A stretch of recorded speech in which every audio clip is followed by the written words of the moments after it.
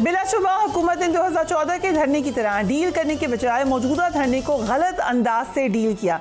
2014 के धरने में शदीद कशीदगी के हालात में नून लीग की हुकूमत ने सियासी जमातों के साथ मिलकर मामलात का हल निकाला था, पार्लियामेंट का इजलास बुलाया था, अपनी हामी जमातों को इकट्ठा किया था, एक पॉलिटिकल मैसेजिंग हुई थी। इस दफ़ा किसी से मशवरा तक नहीं किया गया। हमारे प्रोग्राम में मुस्तफ़ा नवाज खोखर ने हुकूमत को तजवीज़ दी थी कि वो बातचीत करें। ज़रा देखिए। हुकूमत को चाहिए कि दिल बड़ा करे और बैठकर मुज़ाकरात करके फ़हम तफ़हीम के जरिए मामलात को हल कर लें।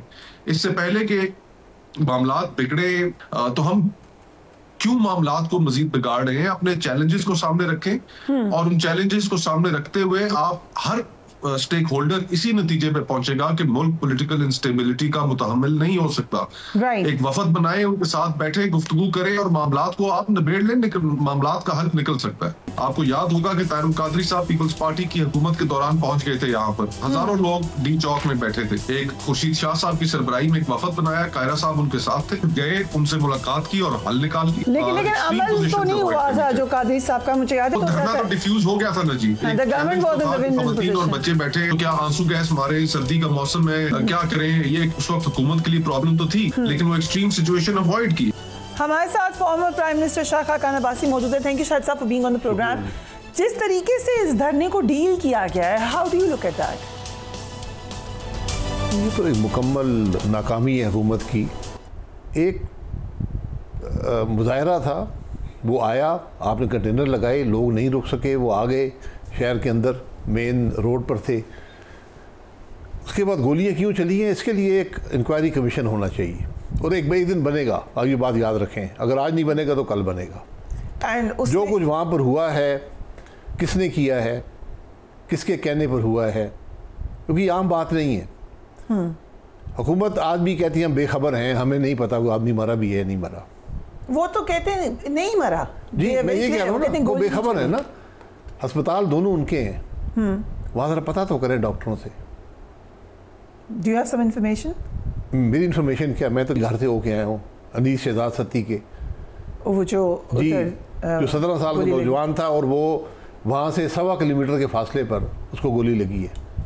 वो मेन रोड पे भी नहीं था, वो बैठा हुआ था, वो खाना खा रहे थे, 4 लोग बैठे हुए, वहाँ पर 1 किलोमीटर तो कोई पुलिस नहीं थी।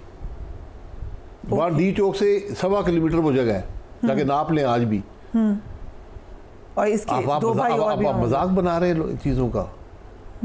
जो वीडियोज आपने देखी हैं, जो जनाजे हुए वो गलत हुए, वो झूठे जनाजे। आपने गोली चलाई है, आप इस बात का एतराफ़ करें। आप ठीक है, आप कह सकते हैं जी हमने अपना दिफा किया है, ये बिल्कुल आपका हक है। अगर आप पे हमलावर हो रहा है, एक जलसा, एक जुलूस या लोग पुलिस पे हमलावर हो रहे हैं, पुलिस दिफा कर सकती है, लेकिन उसको वहाँ भी आपको इजाज़त होनी चाहिए। जिम्मेदारी किसी को लेनी पड़ती है। क्या ये जिम्मेदारी आईजी पुलिस की है? क्या ये जिम्मेदारी इंटीरियर मिनिस्टर की है? क्या ये जिम्मेदारी प्राइम मिनिस्टर की है? क्या ये जिम्मेदारी काबीना की है? इस मुल्क के शहरी मरे हैं, आप माने या ना माने। कुछ उनको शहीद कहेंगे, शहादत का रुतबा ये अल्लाह ताला की ज़ात पे छोड़ दें, कौन शहीद है कौन नहीं है। जो नाहक मरा है वो शहीद है। आपने मजाक बना लिया इस मुल्क का। लोग मरे हैं, रेंजर्स के भी, पुलिस के भी, जी बिल्कुल, और बिल्कुल। पीटीआई के भी। आपने कहा जुडिशल इंक्वायरी होनी चाहिए। कौन नॉमिनेटेड होने चाहिए जिनके खिलाफ ये इंक्वायरी होनी चाहिए? इंक्वायरी किसी के खिलाफ वाकई की होती है कि हुआ क्या उस दिन, उस रात, उस दिन या उस रात को, ये पूरा दिन हुआ और रात को हुआ है, उस दिन हुआ क्या है। आपने इतनी नफरी जमा की, आपने रुकावटें खड़ी की, कंटेनर खड़े किए, सड़कें काटी, पंजाब के मोटरवे, पाकिस्तान के मोटरवे बंद किए, आपने इंटरनेट बंद कर दिया, आपने छुट्टी दे दी पूरे शहर में।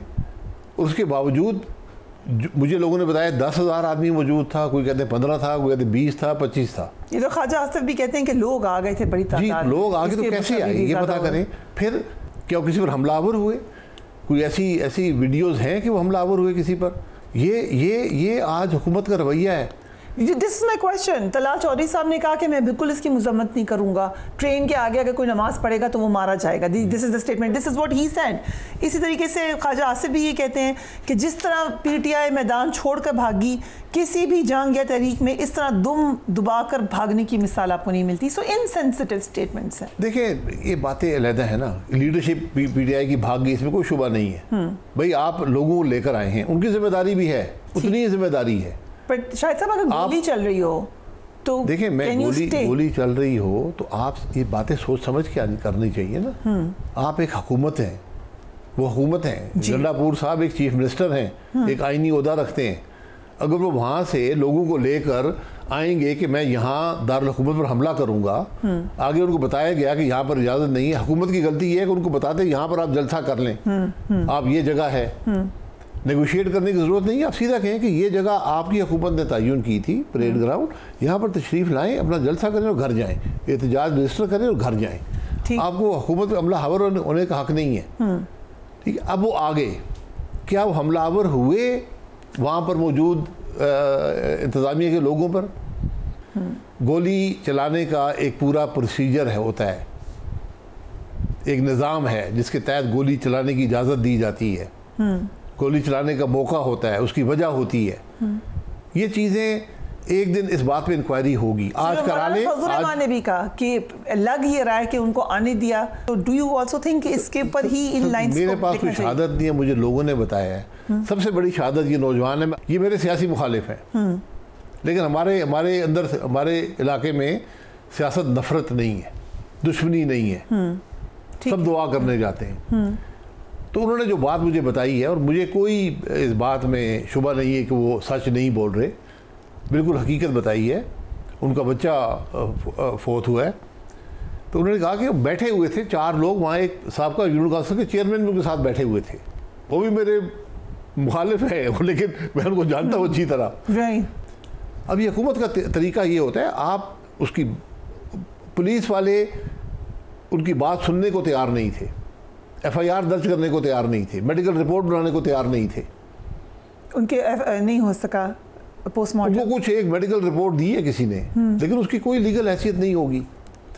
आज हुकूमत की जिम्मेदारी है कि इस बात का तयन करे किसने गोली चलाई है, कब चलाई है, क्यों चलाई है। अगर एक वाक़े में एक वाक़े का बयान करो, शायद बाकी वाक़े भी इसी किस्म के हों।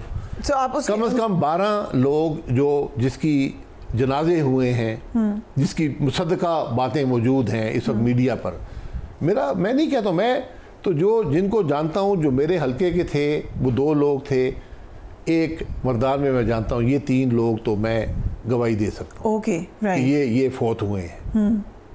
इसके अलावा भी लोग 12 लोगों की बात कर रहे हैं, कुछ ज़्यादा की बात कर रहे हैं, कुछ 1-2 कम की बात कर रहे हैं, लेकिन एक हलाकत भी बहुत होती है। एक भी क्यों हो और किस मकसद के लिए हो।